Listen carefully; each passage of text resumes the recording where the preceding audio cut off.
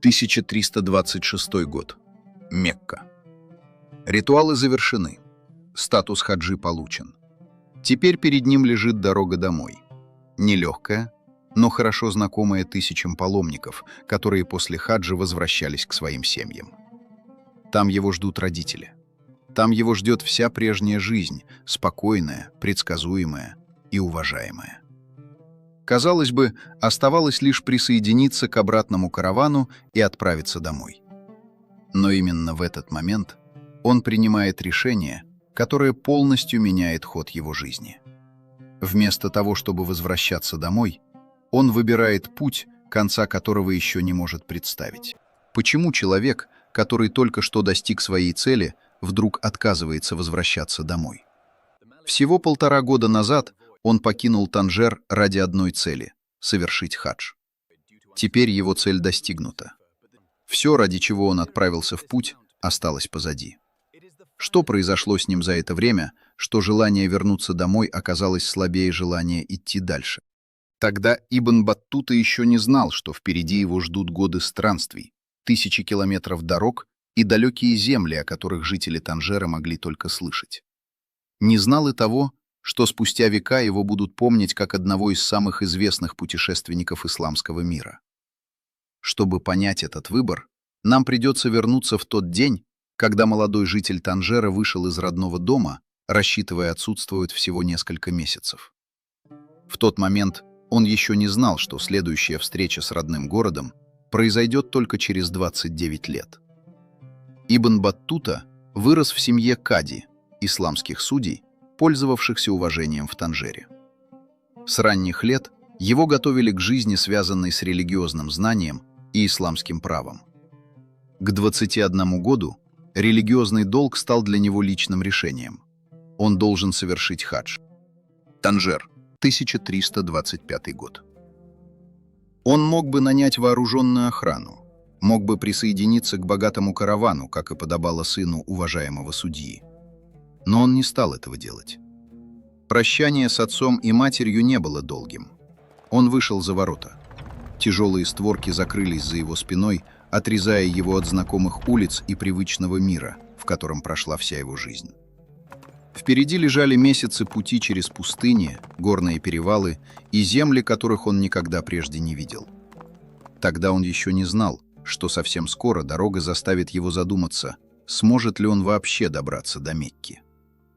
Особенно тяжелым оказалось расставание с родителями. По воспоминаниям Ибн Баттуты, и он сам, и его родители были охвачены печалью в день прощания. «Я покинул родину один, не имея спутника, и покинул родителей, которых очень любил», запишет он позже в своей рихле.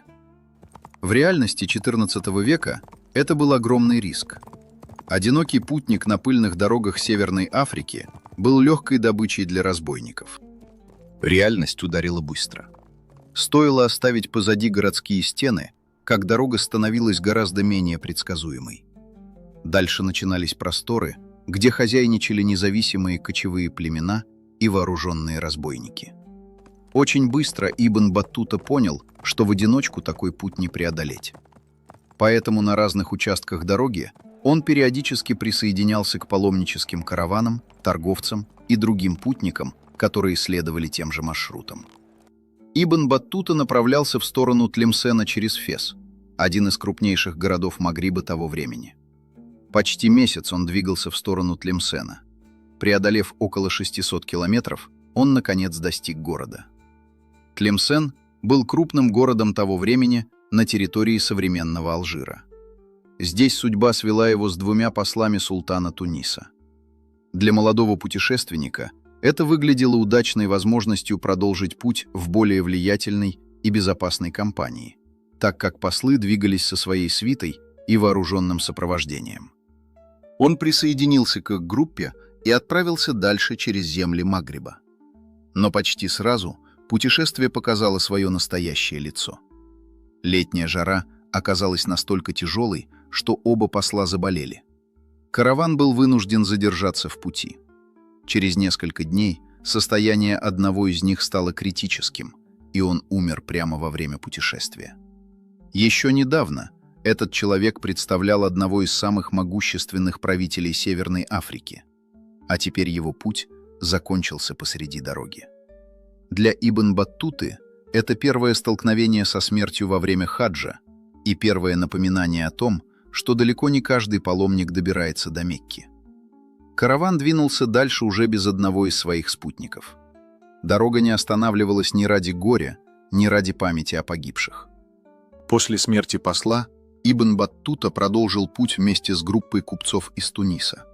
Через Алжир и прибрежные районы Магриба караван двигался на восток.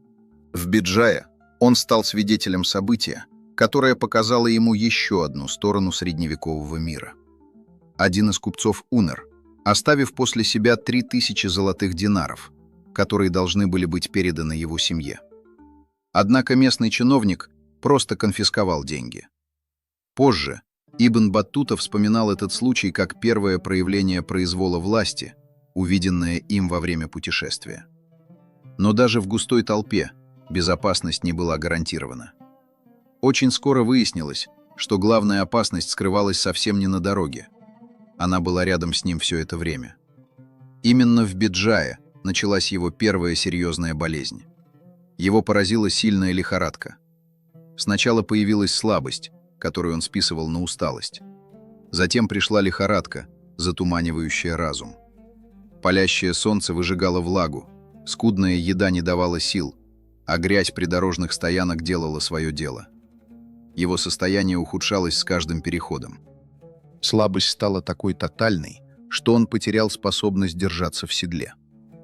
По собственным словам, его приходилось буквально привязывать к верблюду, чтобы он не соскользнул на раскаленную землю во время движения.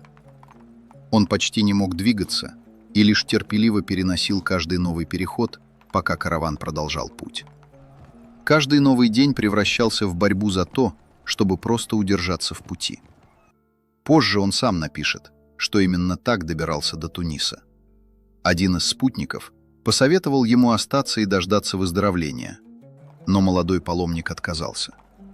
Он ответил, что если Аллах предопределил ему смерть, то предпочел бы умереть по дороге в Мекку, а не в постели. В таком состоянии возвращение домой было не признаком слабости, а единственным рациональным выбором для выживания. Организм требовал покоя и ухода, который мог дать только родной дом. Для многих на его месте на этом путешествие бы закончилось. Но караван продолжал двигаться вперед. Ибн Баттута двигался вместе с ним. Когда караван достиг Константины, путешественников накрыл сильный дождь. Ночью им пришлось покинуть палатки и искать убежище в домах. На следующий день правитель города заметил молодого паломника. Его одежда была покрыта грязью после ночного ливня и многих недель дороги. Правитель приказал выстирать его вещи и подарил ему новый головной убор из дорогой сирийской ткани. Внутри подарка были спрятаны 2 золотые монеты. Это стало первой финансовой помощью, которую Ибн Баттута получил за время путешествия. Осенью 1325 года он увидел стены Туниса. Это была его первая настоящая победа. Еще несколько месяцев назад он покидал Танжер в одиночестве. Теперь перед ним был город, через который проходили тысячи паломников со всего Магриба.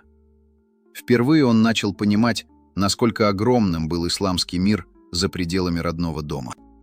Когда измученный болезнью Ибн Баттута наконец прибыл в Тунис, его ждало неожиданное испытание другого рода. Горожане выходили встречать прибывающие караваны. Повсюду люди обнимали родственников и друзей, вернувшихся после долгой дороги. Но самого Ибн Баттуту не встретил никто. Среди огромной толпы он оказался совершенно один. От чувства одиночества он не смог сдержать слез и заплакал. Лишь один паломник заметил его состояние, подошел к нему и начал разговаривать, пока тот не успокоился. Это один из самых личных и трогательных эпизодов всей его рихлы. В Тунисе он провел некоторое время среди ученых, паломников и местной знати. Здесь формировался большой караван хаджа, который должен был пройти через Ливию и Египет к священным городам ислама. По словам самого Ибн Баттуты, его даже назначили одним из кади каравана. Весьма необычное доверие для молодого человека, который еще недавно покинул родной Танжер. Спустя некоторое время караван покинул Тунис и начал движение вдоль побережья через Сус, Сфакс, Гадес и Триполи. Дорога считалась опасной. Чтобы защитить паломников, караван сопровождали вооруженные всадники и лучники. Их присутствие было необходимо из-за постоянной угрозы нападений бедуинских отрядов и разбойников. Даже крупные караваны не чувствовали себя полностью в безопасности. До Египта оставались еще многие недели дороги. День за днем караван преодолевал по 2-3 десятка километров, а затем снова останавливался на ночлег. Потом все повторялось заново. Позади 1000 километров пути через Северную Африку. Когда он покидал Танжер, хадж казался далекой целью. Теперь же он все чаще ловил себя на мысли, что главным событием его жизни становится сама дорога. За спиной оставались города, стоянки и бесконечные участки побережья. Во время остановки в Сфаксе произошло неожиданное событие. Ибн Баттута заключил брак с дочерью одного из влиятельных жителей Туниса. Однако позже между ним и родственниками жены возник конфликт, из-за которого супругам пришлось расстаться. Для современного человека подобное решение может показаться неожиданным, но для людей XIV века путешествие могло растягиваться на годы, а жизнь продолжалась даже во время странствий.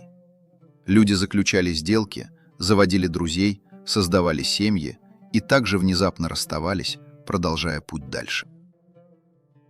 Позже Ибн Баттута женился снова. Его избранница была дочерью одного из участников каравана паломников. Караван тем временем продолжал свое медленное движение на восток. Неделя за неделей паломники пересекали все новые земли, приближаясь к Египту, стране, которая уже тогда считалась одним из важнейших центров исламского мира. Но самое удивительное заключалось в другом. Чем дальше он уходил от дома, тем сильнее ему хотелось увидеть, что находится впереди. То, что начиналось как паломничество, постепенно превращалось во что-то большее. Мир за пределами Танжера уже не пугал его так, как в первые недели пути. Напротив, он все чаще вызывал любопытство. К началу 1326 года долгая дорога привела его к воротам Египта. Александрия стала для него первым настоящим ударом по привычному восприятию реальности. До этого он видел лишь города Магриба. Здесь же его встретил шум огромного порта, бесчисленные корабли, прибывавшие со всех концов Средиземноморья, и ощущение, что именно сюда сходятся дороги всего известного мира. Над городом по-прежнему возвышались остатки знаменитого Александрийского маяка, одного из самых известных сооружений древности. После многих месяцев пути через Северную Африку он, наконец, достиг Египта. Для молодого путешественника из Танжера Александрия стала первой встречей с по-настоящему международным исламским городом. В Александрии он встретил суфийского шейха Бурхануддина. Духовные наставники часто давали благословение паломникам, но слова, сказанные шейхом Бурхануддином этому юноше, запомнились ему навсегда. Шейх предрек, что однажды он посетит далекие земли Индии, Синда и Китая. В тот момент подобные слова звучали почти невероятно. Сам Ибн Баттута позже признавался, что в тот момент даже не помышлял ни об Индии, ни о Китае. Но именно после этой встречи мысль о далеких землях впервые появляется в его сознании. В Александрии произошла еще одна встреча, которая со временем приобретет для него особое значение. Ибн Баттута посетил известного шейха Аль-Муршиди. Во время пребывания у него путешественнику приснился необычный сон. Огромная птица несла его через Мекку, Йемен и далекие земли Востока. Выслушав рассказ, шейх истолковал сон как знак будущих странствий через многие страны мира. Тогда это казалось лишь любопытным эпизодом. Но примечательно, что это был уже второй уважаемый шейх, который говорил молодому паломнику о будущем, связанном с далекими путешествиями. Впервые за все время пути он почувствовал, что привычные границы его мира начали давать трещины. Сам того не замечая, он уже начинал смотреть на мир совсем иначе, чем в день своего отъезда из Танжера. Но если Александрия стала первым ударом по его прежним представлениям о мире, то Каир окончательно их разрушил. «Каир – мать городов», – запишет он позже. Для молодого человека, выросшего в Танжере, увиденное оказалось настоящим потрясением. Он никогда не видел такого количества людей. По Нилу непрерывно двигались сотни лодок и судов. Базары тянулись на многие кварталы, где продавались ткани из Йемена, специи из Индии и товары со всего исламского мира. Он заходил во дворы медресе, где сотни студентов вели жаркие споры о законах и философии. Повсюду работали больницы, благотворительные кухни и религиозные учреждения. Он слушал призывы к молитве, эхом отражающиеся от десятков минаретов одновременно, создавая непрерывный гул. Сидя в тени одной из каирских мечетей, он смотрел на этот огромный живой мир. И именно здесь произошла тихая, но важная перемена. Все, что раньше казалось ему большим и значительным, внезапно уменьшилось в размерах. Каир не просто впечатлил его. Он полностью изменил его представление о масштабе исламской цивилизации. Именно здесь начинает меняться его отношение к собственному путешествию. До сих пор он видел себя паломником, идущим к одной цели. Теперь перед ним открывался мир городов, знаний и людей, существование которых раньше казалось далеким и почти недостижимым. Однако путь к Мекке через Египет оказался полон неожиданностей. Из Каира Ибн Баттута решил направиться к Красному морю через Верхний Египет. Неделями он двигался вверх по Нилу, а затем вместе с караваном пересек пустынные районы. Ночью, во время стоянки каравана для ночлега, люди быстро уснули. Лагерь погрузился в темноту, нарушаемую лишь треском костров. Но среди ночи спокойствие было нарушено. К стоянке подобралась гиена, привлеченная запахом еды. Поднялся шум. Люди вскочили на ноги, пытаясь отогнать зверя. Но гиена успела добраться до вещей Ибн Баттуты и разорвать его мешок с финиками. Потеря нескольких пригоршней еды может показаться мелочью, но в дороге, где впереди лежали сотни километров пустыни, даже такие происшествия заставляли путешественников беспокоиться. Пустыня словно напоминала им, их испытания не закончились. Каравану предстоял еще 15-дневный переход через почти безлюдные земли Египта. Наконец, впереди появился Айзап, порт на берегу Красного моря. После многих месяцев дороги Мекка казалась ближе, чем когда-либо прежде.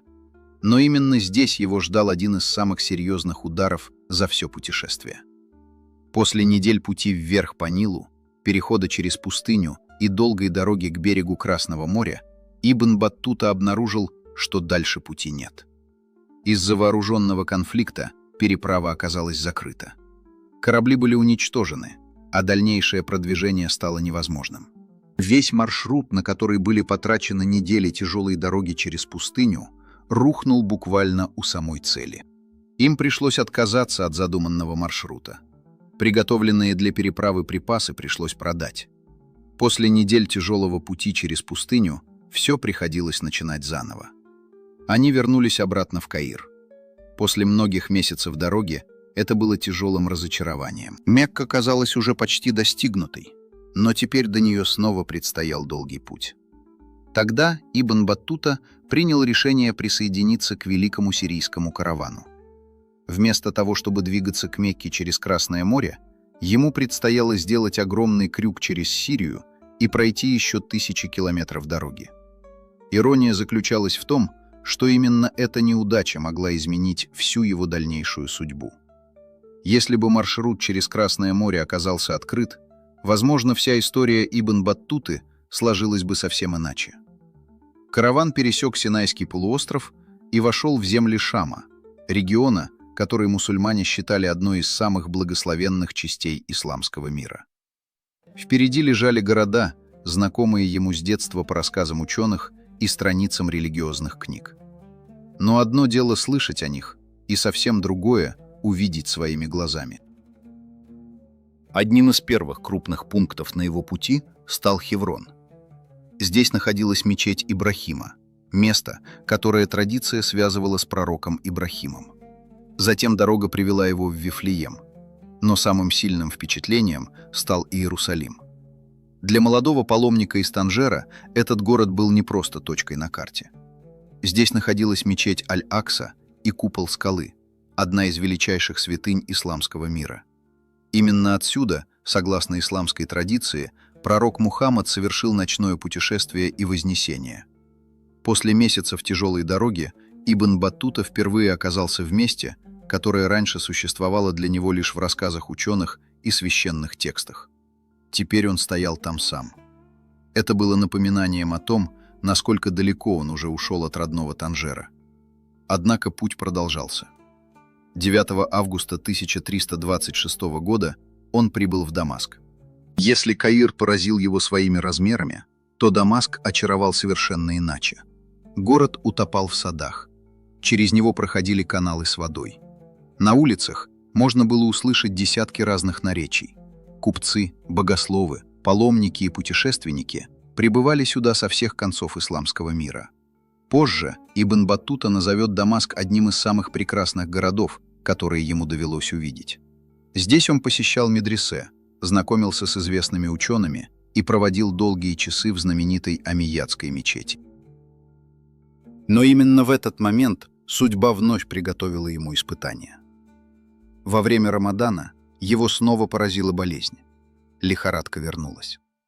После долгих месяцев путешествия деньги почти закончились. Молодой паломник оказался в чужом городе без средств и без возможности продолжать путь. Для многих на этом путешествие могло закончиться. Но помощь пришла оттуда, откуда он ее не ожидал. Известный ученый Нур-ад-Дин ас-Сахави взял его под свою опеку. Он предоставил ему жилье, обеспечил лечением, оплатил лекарства, снабжал едой и помог восстановить силы. Более того, перед отправлением каравана он дал ему деньги и провизию для дальнейшего пути. За 1000 километров от Танжера совершенно незнакомый человек помог ему так, словно они были родственниками. Для Ибн Баттуты это стало еще одним напоминанием о том, насколько тесно был связан исламский мир. Постепенно приближался день, которого ждали тысячи людей. В начале сентября 1326 года из Дамаска выступил великий сирийский караван хаджа. Это было зрелище, которое невозможно было забыть. Тысячи паломников, тысячи верблюдов и мулов, ученые, торговцы, ремесленники, воины и проводники. Огромная человеческая река растянулась на многие километры. По сути, это был целый город, который двигался через пустыню. Караван проходил через Босру, Карак и Маан, постепенно приближаясь к безводным районам Северной Аравии. Чем дальше они уходили на юг, тем суровее становилась дорога. Особенно тяжелым считался участок между Табуком и Аль-Улой. Возле костров паломники рассказывали истории о людях, которые так и не добрались до священных городов. О караванах, потерявшихся среди песков. О колодцах, которые высыхали раньше времени.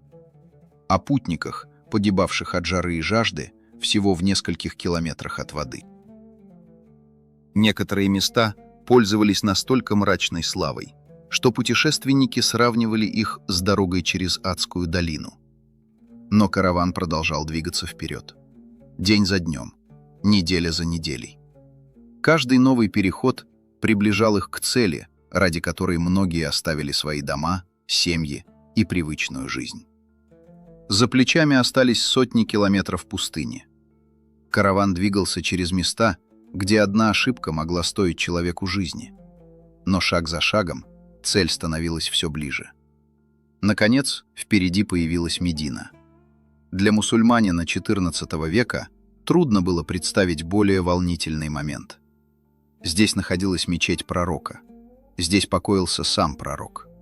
После более чем года дороги Ибн Баттута наконец оказался в городе, имя которого слышал с самого детства. Он посетил мечеть пророка и провел время в молитвах. Для молодого паломника это был один из важнейших моментов всей жизни. Но впереди оставалась еще одна цель – главная. Паломники вошли в состояние ихрама и двинулись дальше на юг. Дорога уходила через долины и каменистые равнины Хиджаза. Каждый новый переход приближал их к месту, ради которого Ибн Баттута более года назад покинул родной Танжер. Спустя более года после ухода из Танжера впереди, наконец, появились горы Хиджаза. Где-то за ними находился город, ради которого он преодолел тысячи километров дорог, пережил болезни, смерть спутников, пустыни и неудачи. До Мекки оставались считанные дни, до исполнения мечты, ради которой все это началось. Осень 1326 года. Мекка. После более чем года дороги Ибн Баттута наконец достиг города, ради которого покинул Танжер. За его спиной остались тысячи километров пути. Остались болезни, смерть спутников, пустыни Северной Африки, города Египта и Сирии, неудача в Айзабе и месяцы ожидания. Все это вело к одному месту.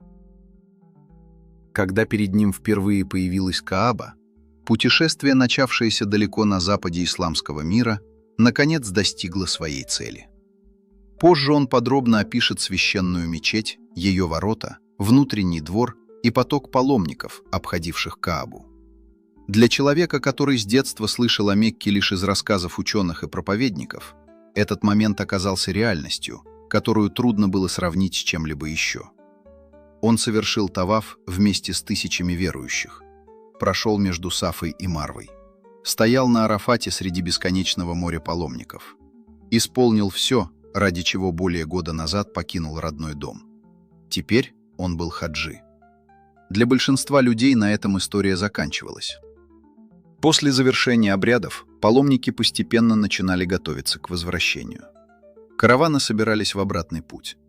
Кто-то направлялся в Египет, кто-то в Сирию, кто-то возвращался в далекие земли Магриба. Но Ибн Баттута не спешил уезжать. Он остался в Мекке. Дни превращались в недели, недели в месяцы. Он посещал занятия ученых, знакомился с богословами и проводил долгие часы в священной мечети. Но главным открытием стали не здания и не ритуалы. Главным открытием стали люди. Вокруг Каабы он встречал паломников со всех концов исламского мира. Людей из Ирака, Персии, Йемена, Анатолии, Восточной Африки, Индии. Каждый из них рассказывал о землях, лежавших далеко за пределами привычного ему мира. Когда-то даже Египет казался ему далеким.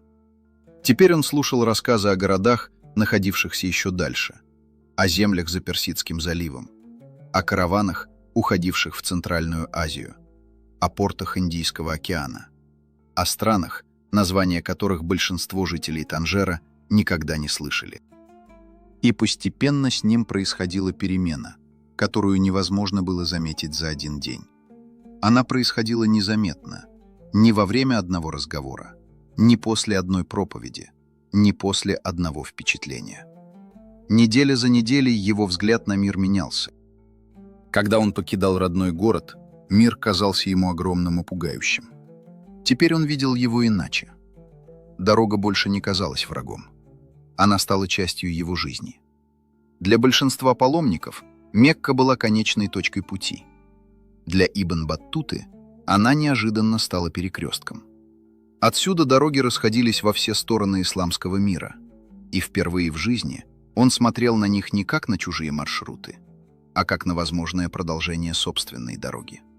Именно тогда перед ним возник выбор – вернуться домой или продолжить путь. Для большинства людей ответ был очевиден. Родители ждали его в Танжере. Профессия кади обеспечивала уважение и спокойную жизнь. Свой долг перед Аллахом он уже выполнил. Он мог возвращаться. Но человек, стоявший теперь в Мекке, уже не был тем юношей, который когда-то вышел за городские ворота. Слишком многое изменилось. Александрия впервые заставила его задуматься о далеких землях. Каир показал настоящий масштаб исламской цивилизации. Дамаск пробудил жажду знаний. Мекка собрала перед ним весь исламский мир сразу. Каждый пройденный этап словно открывал новую дверь, и теперь он не хотел ее закрывать. Ибн Баттута принял решение. Он не вернулся в Танжер. Вместо дороги домой он выбрал дорогу вперед. В тот момент это казалось всего лишь продолжением путешествия. Но именно это решение лишит его возможности увидеть родной город почти на 30 лет. А вместе с этим и возможность снова увидеть родителей, с которыми он простился у ворот Танжера. Он еще не знает об этом. Не знает, какие страны ждут его впереди. Не знает, сколько раз ему предстоит рисковать жизнью. Не знает, что однажды его имя будут вспоминать от Марокко до Индии. Сейчас он знает только одно: он не поедет домой. История хаджа закончилась. История великого путешествия только начиналась. 17 ноября 1326 года из Мекки вышел караван такого размера, что человек, отставший от колонны всего на 100 метров, уже не мог найти свое место обратно. Тысячи людей, животных и повозок двигались как единый живой организм, и Ибн Баттута шел вместе с ними. Позже, в своей рихле, он писал: «После совершения прощального обхода Каабы вместе с огромным множеством людей из Ирака, Хорасана, Фарса и других восточных земель, мы отправились в путь.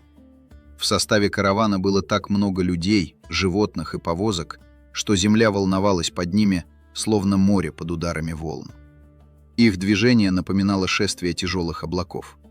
Если кто-нибудь покидал караван по естественной нужде и не имел какого-либо знака, по которому мог бы найти свое место, то уже не мог вернуться обратно из-за невероятного количества людей. Как такой караван пересекал пустыни Аравии? Где находил воду? И что ожидало Ибн Баттуту впереди на дороге в Ирак? Это был настоящий передвижной город со своими порядками и собственной жизнью. И своей собственной ценой ошибки. Город, где выживание каждого зависело от проводника. Одна ошибка проводника, и тысячи людей окажутся без воды посреди аравийской пустыни. Одни верблюды перевозили запасы воды для бедных паломников, другие – продовольствие для раздачи нуждающимся. Вместе с караваном везли лекарства для заболевших паломников. Во время остановок пищу готовили в больших медных котлах и раздавали тем, кто не имел собственных запасов. Были даже запасные верблюды для перевозки людей, которые больше не могли продолжать путь пешком. Глава каравана взял Ибн Баттуту под свою защиту. Позже он вспоминал: «Глава каравана за свой счет оплатил мне место в паланкине до самого Багдада». Во время дальних путешествий состоятельные люди часто передвигались в паланкинах, небольших закрытых кабинах, укрепленных на спине верблюда. Они защищали от солнца и позволяли отдыхать во время долгих переходов. Для молодого путешественника это была серьезная поддержка. Впереди лежали тысячи километров пустыни до Багдада.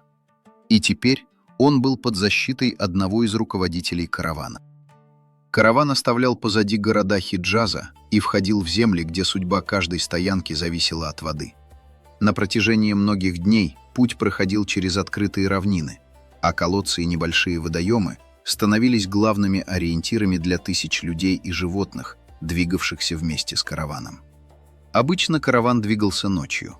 Перед цепью верблюдов и паланкинов зажигались факелы.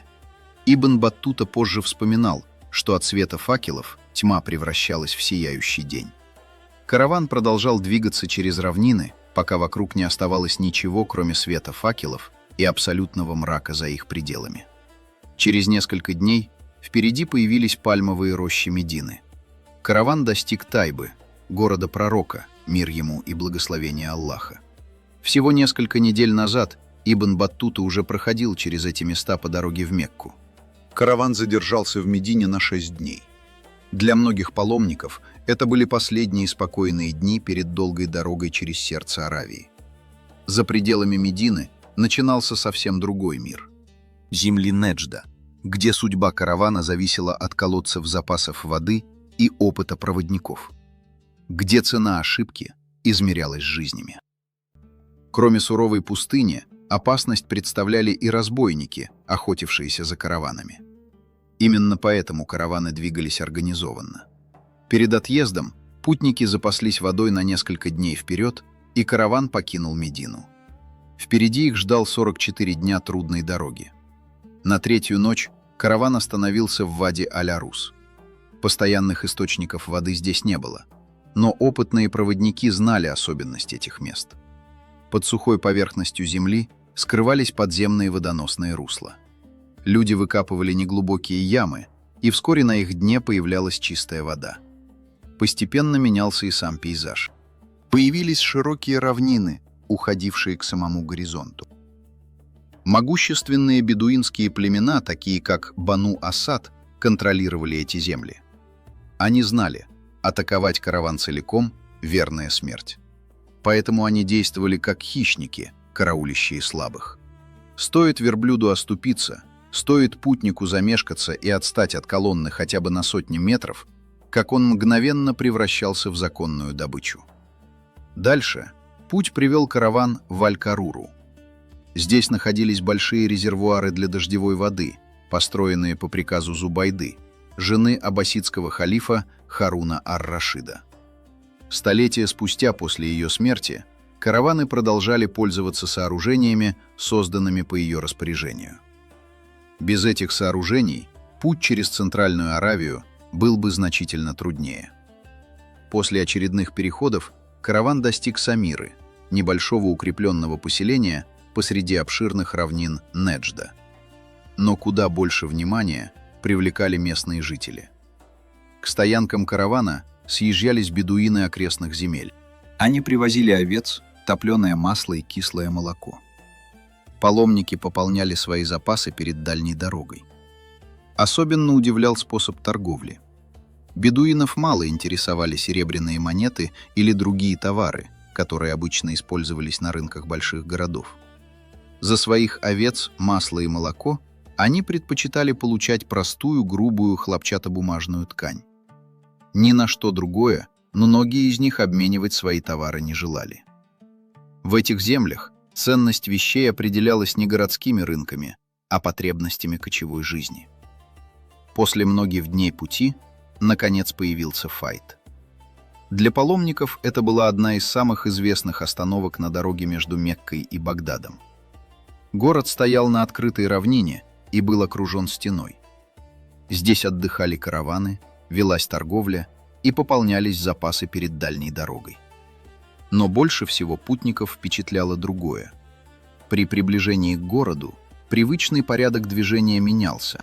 Огромный караван, который еще недавно растянулся на многие сотни метров по пустынной дороге, начинал перестраиваться. Всадники занимали свои места. Вооруженные люди выдвигались вперед и по сторонам колонны. Караван входил в Файт в боевом порядке. Такой обычай появился не случайно. Через эти земли проходила одна из важнейших дорог исламского мира. Вместе с паломниками двигались купцы, везущие товары, и состоятельные путешественники, способные заплатить за собственную охрану. Все это делало караван привлекательной целью для тех, кто искал легкую добычу. Именно поэтому безопасность на дороге оставалась постоянной заботой его руководителей. Пока караван стоял в Файде, вокруг быстро разворачивалась торговля. Местные жители приводили на продажу верблюдов и овец, а паломники покупали все необходимое для дальнейшего пути. Покинув Файт, караван вновь двинулся на север, навстречу землям Ирака. Через несколько переходов караван достиг места с необычным названием – Беркат-аль-Марджум, что можно перевести как «пруд, побитого камнями». Здесь находилась одинокая могила. Над ней возвышалась огромная груда камней. Каждый проходивший мимо человек поднимал с земли камень и бросал его на эту насыпь. Но почему? Кто был похоронен под этой грудой камней? С этим местом была связана история, которую хорошо знали многие жители этих земель. Рассказывали, что человек, похороненный здесь, когда-то совершал паломничество вместе с караваном. Во время пути он позволял себе резкие и оскорбительные высказывания в адрес некоторых сподвижников пророка. Это вызвало возмущение других путников, и вскоре между ними вспыхнул ожесточенный спор. Ссора становилась все более напряженной, пока не закончилась трагедией. По преданию, его забили камнями до смерти и похоронили прямо возле дороги. Год за годом груда становилась все больше, а сама история превращалась в одну из самых известных легенд этой дороги. После стоянки у пруда, побитого камнями, караван вновь двинулся на север. Впереди поднимался перевал, который местные жители называли «перевалом Шайтана». Это название возникло не случайно. Дорога здесь сжималась между высокими скалистыми возвышенностями, образуя узкий коридор, где караван терял преимущество открытого пространства. Именно в таких местах бедуинские племена устраивали засады. Несколько всадников на скалах могли задержать многотысячную колонну, сбрасывая камни или обстреливая ее из луков. Для большинства путников это название было хорошо знакомо. Его упоминали проводники, о нем рассказывали путешественники, прошедшие этой дорогой раньше, и каждый понимал, что здесь нужно быть особенно внимательным. Однако с каждым переходом все сильнее ощущалось другое. Вокруг становилось все больше признаков того, что пустынный этап путешествия подходит к концу. Все чаще встречались люди, все чаще попадались следы постоянных поселений. Караван постепенно приближался к районам, связанным с Куфой и землями Ирака. После многих недель пути через Неджд это ощущалось особенно сильно. Дорога, которая еще недавно уходила в бесконечные пустынные просторы, теперь вела к одному из важнейших регионов исламского мира. И вскоре навстречу каравану начали выходить жители Куфы и окрестных поселений. Они хорошо знали время возвращения паломников из Мекки и выходили встречать их еще задолго до прибытия каравана в город. Многие приносили с собой еду и воду. Путникам предлагали хлеб, финики и другие припасы. Одни приветствовали родственников и знакомых, другие просто стремились оказать услугу паломникам, завершившим большое путешествие. После суровых равнин Неджда эти встречи производили особое впечатление. Еще совсем недавно караван двигался между редкими колодцами и водоемами, а теперь вокруг становилось все больше людей, садов и признаков оседлой жизни. Для Ибн Баттуты это была первая встреча с Ираком, землей, о которой он много слышал еще в Магрибе. Здесь находились города, имена которых были известны всему исламскому миру. Здесь жили знаменитые ученые. Здесь располагалась столица аббасидского халифата – Багдад, к которому теперь направлялся караван. Но прежде чем увидеть Багдад, Ибн Баттуте предстояло пройти через места, чьи названия были знакомы каждому мусульманину еще со времен первых исламских завоеваний. Это была Кадисия. Для обычного путника она могла показаться лишь еще одной остановкой на дороге. Но для людей XIV века это место хранило память о событиях, изменивших судьбу целого региона. Именно здесь, в VII веке, произошло одно из самых знаменитых сражений исламской истории. Армия мусульман под командованием Саада ибн Абу Ваккаса столкнулась с войсками сасанидской Персии. Исход этой битвы открыл мусульманам путь к завоеванию Ирака и стал началом конца многовековой персидской державы. За прошедшие столетия поля битвы изменились, но память о Кадисии продолжала жить в рассказах ученых, историков и простых людей. Однако теперь внимание Ибн Баттуты привлекало другое. Впереди находился город, который считался одним из важнейших мест паломничества в Ираке. После Кадисии дорога постепенно вывела караван к одному из самых известных городов. Это был город Наджаф. Уже задолго до прибытия он слышал о его значении, о паломниках, которые стекались сюда из разных земель, и о святыне, ради которой многие преодолевали огромные расстояния. По мере приближения город становился все отчетливее. Вокруг его стен раскинулись дома, рынки и поселения, жившие за счет постоянного потока посетителей. Караван медленно входил в городские пределы. В Наджаф прибывали купцы, ученые, паломники и путешественники из разных уголков исламского мира. Но большинство приезжих направлялось в одно место. В самом центре внимания находилась святыня Али ибн Абу Талиба. Именно ради этой святыни Наджаф приобрел известность далеко за пределами Ирака. Ибн Баттута направился туда почти сразу после прибытия. Чем ближе он подходил к святыне, тем заметнее становилось богатство этого места. Улицы вокруг были заполнены людьми. Одни прибывали для поклонения, другие занимались торговлей, третьи сопровождали паломников, приехавших из дальних стран. Наконец, перед ним открылась сама святыня. По описанию Ибн Баттуты, это была одна из самых впечатляющих святынь, которые ему довелось увидеть во время путешествия. Над комплексом возвышался большой купол, а вокруг находились многочисленные постройки, предназначенные для паломников и служителей святыни. У входа посетителей встречали привратники. Каждый прибывавший должен был соблюдать установленный порядок посещения. Поток людей почти не прекращался. Одни входили внутрь, другие выходили после молитвы, а новые группы паломников продолжали прибывать. Вместе с ними внутрь вошел и Ибн Баттута.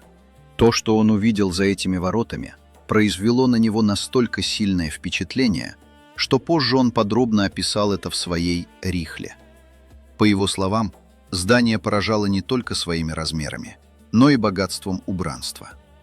Стены были покрыты цветными керамическими плитками и тонкой резьбой, а под высоким куполом на длинных бронзовых цепях покачивались сотни подвесных стеклянных лампад. Внутри них горело масло, и этот мягкий мерцающий свет ложился на дорогие ковры и саму гробницу, освещая своды даже после захода солнца. Главной святыней комплекса считалась гробница Али ибн Абу Талиба. Вокруг нее постоянно находились люди. Одни читали Коран, другие молились, третьи просто стояли молча, рассматривая место, которое для многих поколений верующих имело особое значение. Особенно сильное впечатление производили многочисленные дары, которые на протяжении многих лет приносили правители, богачи и паломники. Все это свидетельствовало о том, какое значение святыня имела для своих посетителей.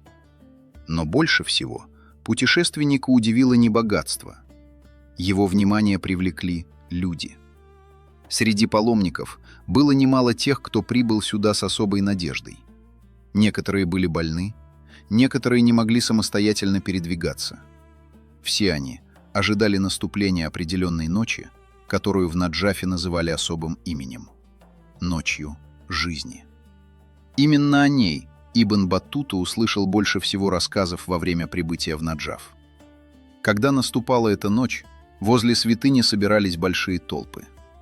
Среди них находились слепые, парализованные, тяжело больные и люди с различными физическими недугами. Многие проводили здесь часы в молитвах и в ожидании исцеления. Ибн Баттута подробно отмечает, насколько широко эти рассказы были распространены среди жителей Наджафа и паломников. Однако не только рассказы о чудесах поражали путешественника в Наджафе. Не меньшее впечатление производило богатство города. Ибн Баттута заметил, что жизнь города вращается вокруг святыни Али ибн Абу Талиба не только в религиозном смысле. Святыня влияла буквально на все. Каждый день в город прибывали новые паломники. Вместе с ними приходили торговцы, ремесленники, ученые и люди, обслуживавшие бесконечный поток посетителей. Работали рынки, открывались лавки, заключались сделки. Для многих жителей города паломники были главным источником дохода. Особенно оживленно становилось во время больших религиозных собраний. В эти дни улицы заполнялись приезжими из разных уголков исламского мира. Можно было услышать разные языки и увидеть людей самых разных народов и происхождения. Но особенно подробно Ибн Баттута писал о богатстве самой святыни. На протяжении многих поколений правители, знатные семьи и обычные паломники оставляли здесь пожертвования. Со временем вокруг святыни накопились значительные богатства. Ковры, украшения и другие драгоценные предметы становились видимым свидетельством того уважения, которым пользовалась эта святыня среди своих посетителей. Управление всем этим хозяйством требовало серьезной организации. Важную роль в жизни города играл представитель знатного рода, связанного с потомками пророка. Его положение обеспечивало высокий авторитет как среди местных жителей, так и среди многочисленных паломников. Чем дольше Ибн Баттута находился в Наджафе, тем ему яснее становилось, что вокруг этой святыни сформировался целый мир со своей экономикой, своими традициями и своими влиятельными людьми.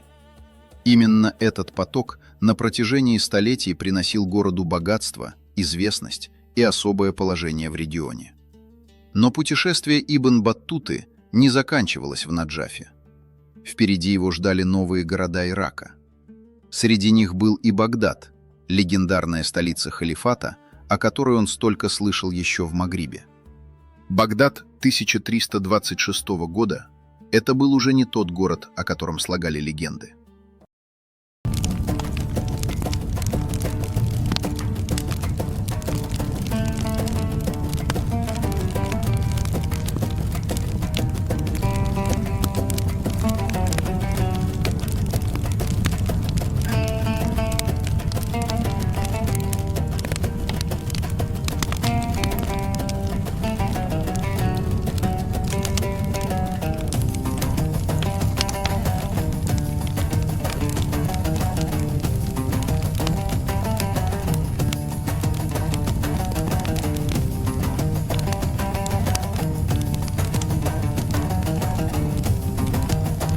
Увидев ночные ритуалы дервишей у огромного костра, Ибн Баттута усомнился в собственных глазах.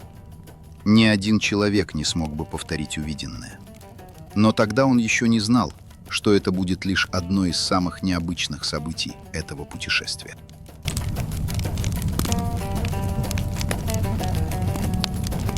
Покинув Наджаф, Ибн Баттута направился в сторону Басры, через земли, где безопасность путешественников зависела от могущественного племени Хафаджа.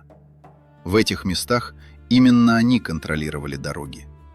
Ибн Баттута нанял у них верблюда и отправился вместе с большим караваном под охраной Хафаджа.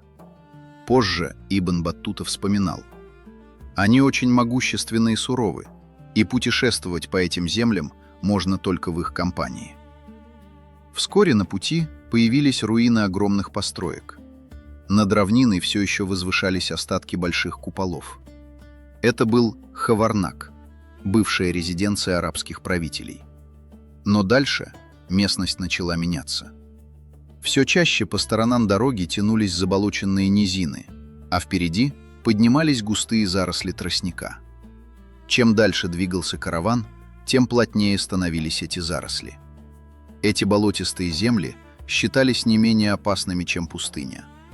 Продолжая путь вдоль Ефрата, караван оказался среди обширных тростниковых болот. По обе стороны дороги тянулись затопленные заросли. Здесь жили кочевые арабы Аль-Маади, которых Ибн Баттута называл разбойниками. Вскоре опасность этих мест стала очевидной. Аль-Маади напали на группу бедных дервишей, отставших от каравана, и отняли у них все имущество, вплоть до обуви и деревянных чаш. Тростниковые болота служили разбойникам естественным укрытием. Кроме того, в этих местах в большом количестве водились дикие звери. Караван двигался среди бескрайних тростниковых зарослей, где обитали волки, шакалы и дикие кабаны. Однако приблизиться к большому отряду они не решались.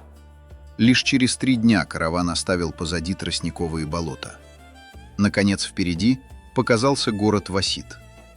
Васит считался одним из главных центров изучения Корана в Ираке. Многие его жители знали священный Коран наизусть и славились искусством его чтения. Поэтому сюда приезжали люди из разных земель, чтобы обучаться у местных шейхов. Здесь находилось большое медресе, где жили сотни учеников, посвятивших себя изучению Корана. Медресе основал один из самых уважаемых шейхов Васита. Он обучал учеников, обеспечивал приезжих едой и одеждой. Ибн Баттута встретился с этим шейхом. Тот оказал ему радушный прием, снабдил его финиками и деньгами. Караван провел в Васите 3 дня, занимаясь торговлей. Ибн Баттута решил использовать это время, чтобы посетить знаменитую суфийскую обитель, находившуюся в одном дне пути от города. Шейх Васита выделил ему сопровождение из племени Бану Асад и предоставил коня для поездки. Спустя день Ибн Баттута оказался в огромной суфийской обители, где жили тысячи дервишей. После дневной молитвы, под звуки барабанов и литавр, дервиши исполняли свои ритуальные танцы. С наступлением вечера они приступили к трапезе. Их пищей были рисовый хлеб, рыба, молоко и финики. В своей рихле Ибн Баттута так описывал ритуалы этой общины.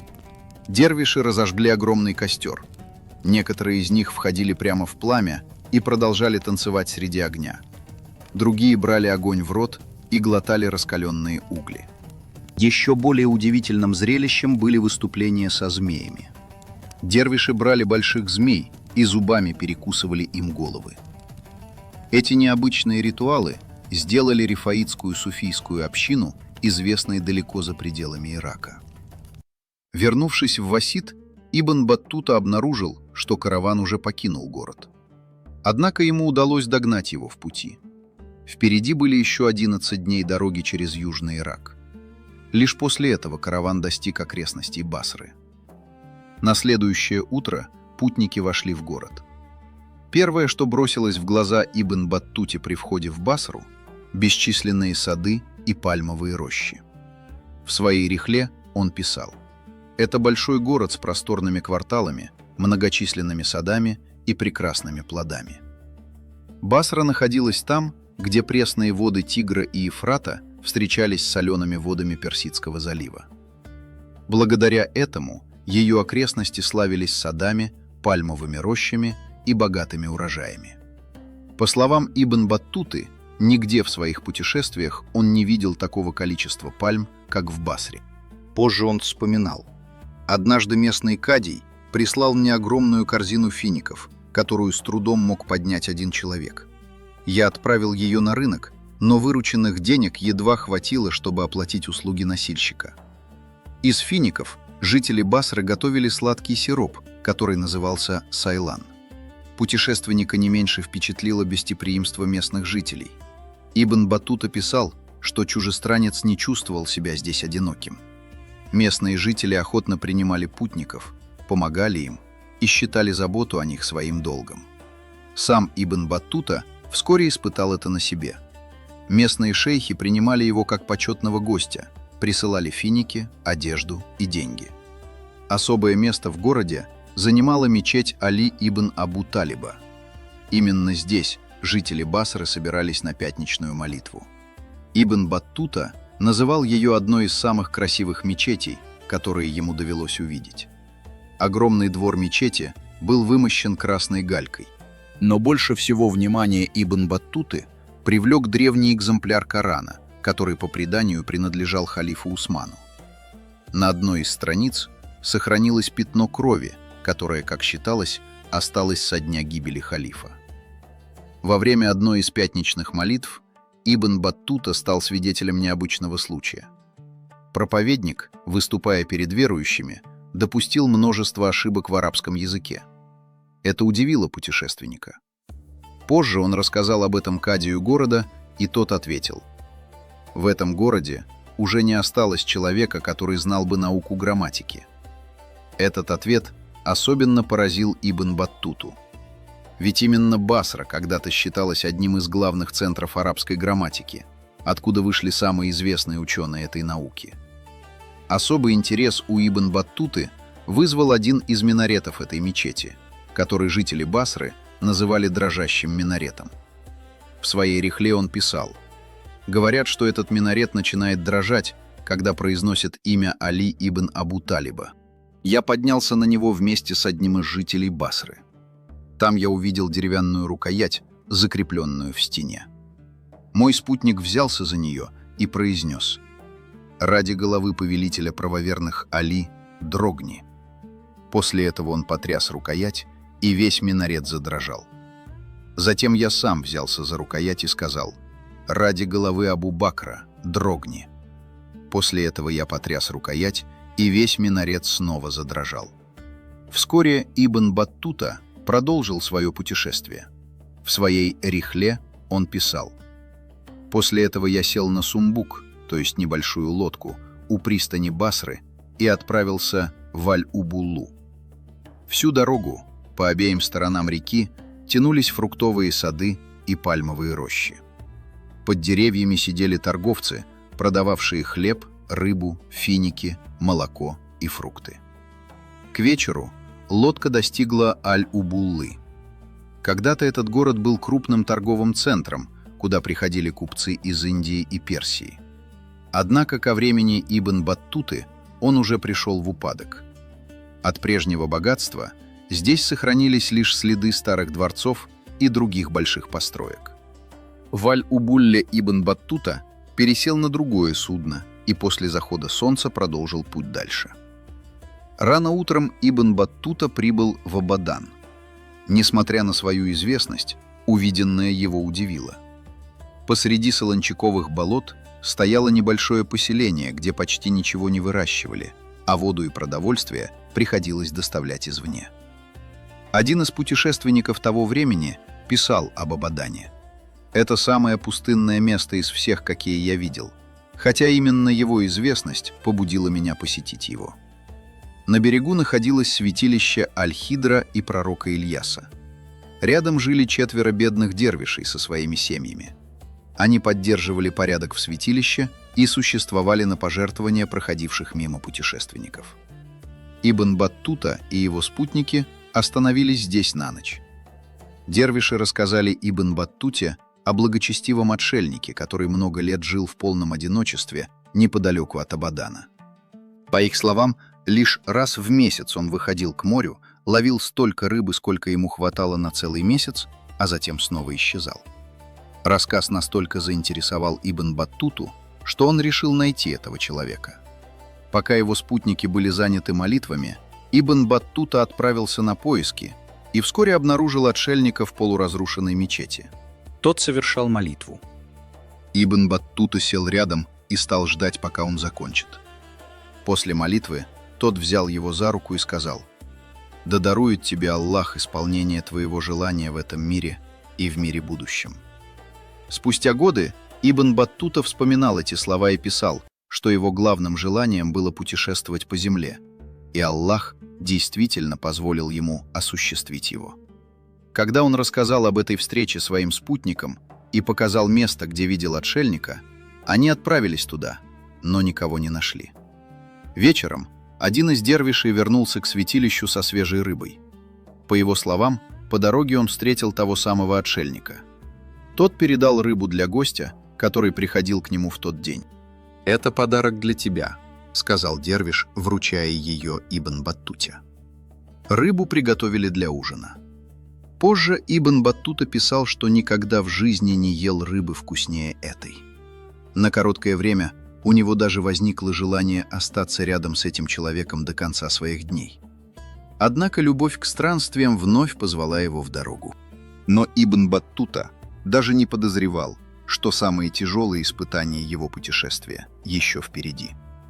В далеких горах Луристана его ждут болезни, потери и опасности, которые навсегда останутся в его памяти.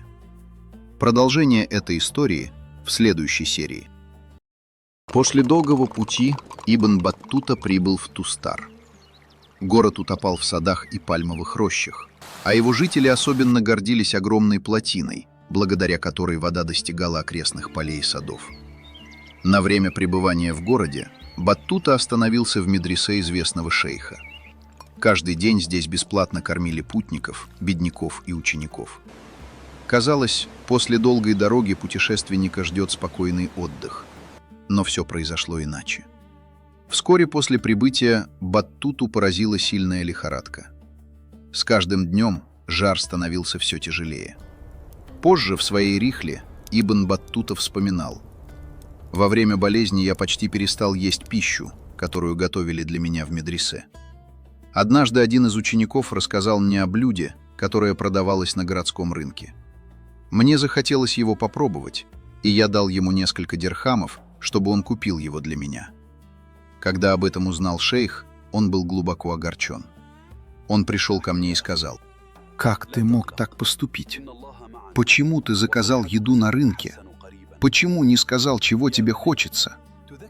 После этого он приказал слугам: что бы он ни попросил из еды, сахара или чего-либо другого, немедленно приносите ему и готовьте все, что он пожелает. Но болезнь не отступала. Вскоре начали заболевать и спутники Баттуты. Один из них умер. Так прошли 16 тяжелых дней.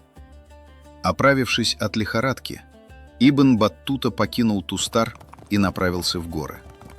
Одного из своих спутников он был вынужден оставить в Тустаре. Тот был слишком слаб, чтобы продолжать путь. Лишь позже он узнает, что болезнь забрала и этого человека. Впереди лежал Луристан, суровая земля луров, народа горных воинов.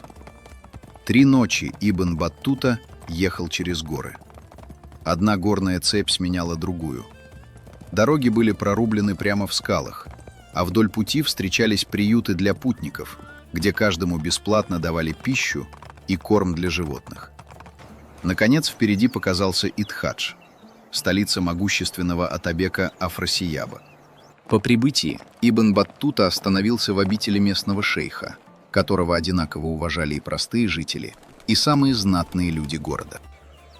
Стояла летняя жара. Днем каменные стены раскалялись под солнцем, поэтому после вечерней молитвы обитатели поднимались спать на крыше, где ночной ветер приносил прохладу с гор.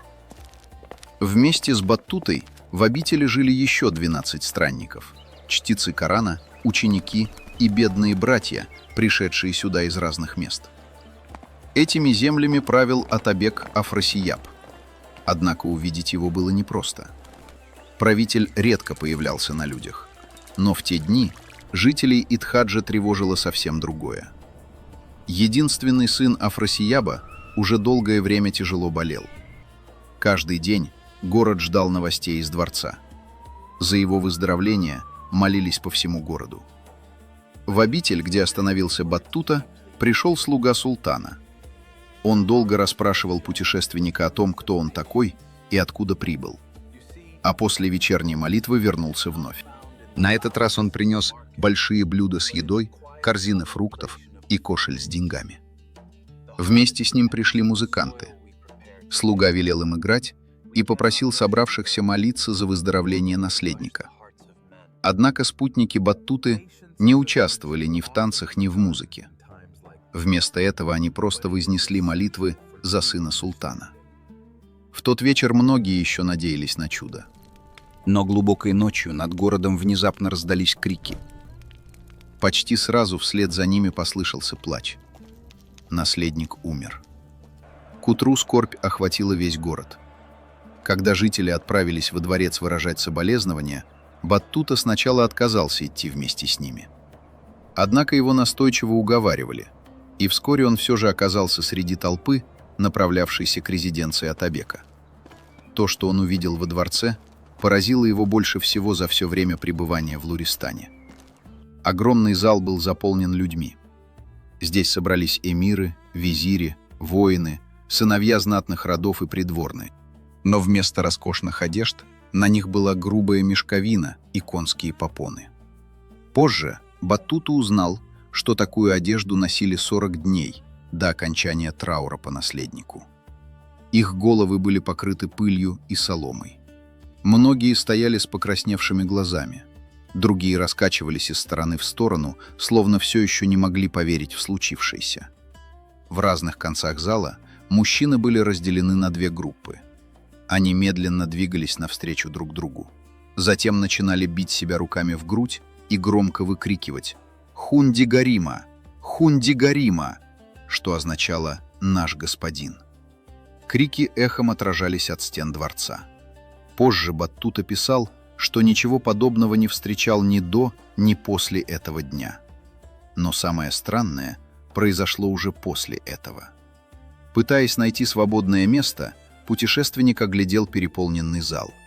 Люди стояли вдоль стен так плотно, что между ними почти невозможно было пройти. Тогда его взгляд остановился на небольшом возвышении в центре зала. На нем сидел одинокий человек. На нем не было ни драгоценных одежд, ни украшений. Он был одет в простой шерстяной плащ, какие обычно носят бедняки в дороге во время дождя и холода. Не подозревая ничего необычного, Батута направился прямо к нему. Спутники Батуты заметили это и были явно поражены его поступком. Но сам путешественник не понимал причины их беспокойства. Подойдя ближе, он приветствовал незнакомца.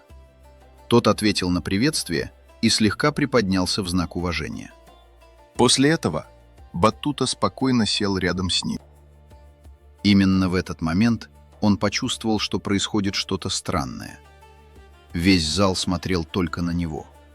Разговоры стихли. Некоторые люди не скрывали удивления. Другие смотрели с откровенным недоумением. Один из кади начал настойчиво делать ему знаки, приглашая пересесть в другое место. Но Батута ничего не понимал. Лишь спустя некоторое время вперед вышел главный шейх города.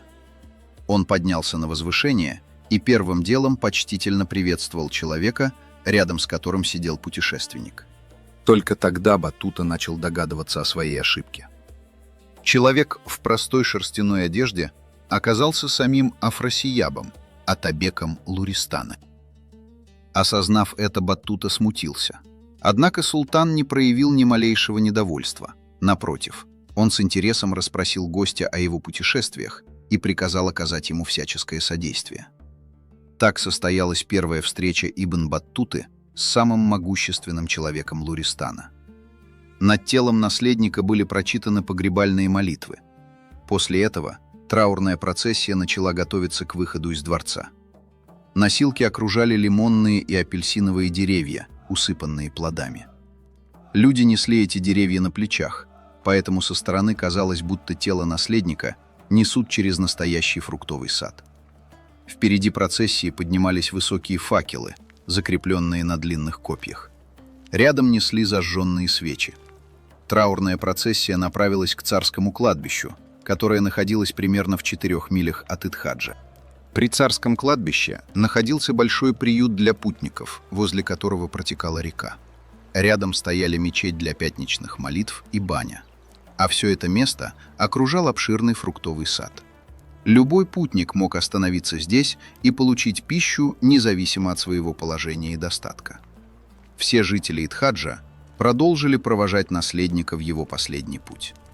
Лишь после завершения похоронной процессии Ибн Баттута вернулся в приют. Прошло несколько дней после похорон наследника. В обитель снова пришел знакомый посланник султана. На этот раз он передал другое послание. Атабек Афросияб желал видеть путешественника лично.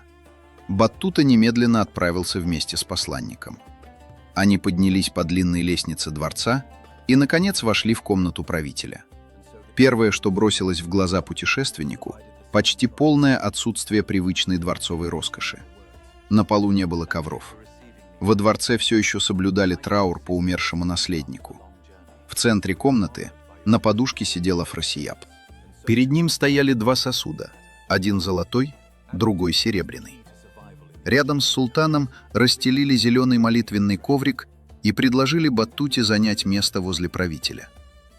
Некоторое время они беседовали. Султан расспрашивал гостя о его родине, о далеких странах и особенно о Хиджазе, земле Мекки и Медины. Затем в комнату вошел главный факих Луристана.